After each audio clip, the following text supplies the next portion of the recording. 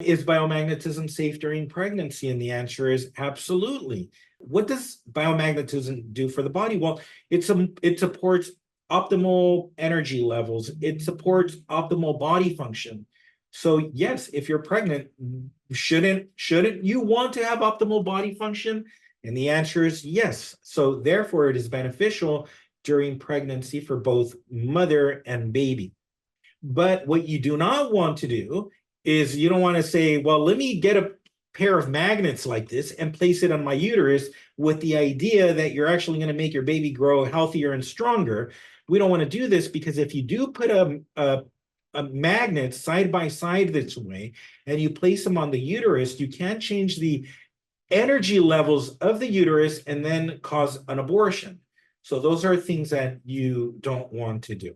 Hola, mi nombre es Adriana y quiero compartirles mi experiencia que tuve con las terapias que Moisés Durazo me realizó.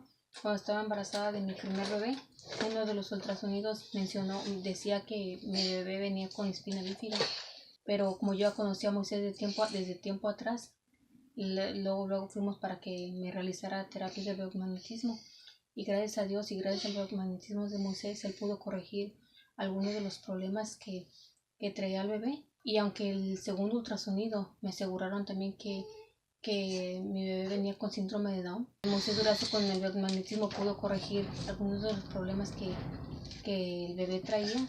Y pues aquí están las pruebas, mi bebé nació muy bien. Y hoy con mi segundo embarazo, pues decidimos que en cuanto saliera embarazada iba a ir a que me realizara terapias y así fue.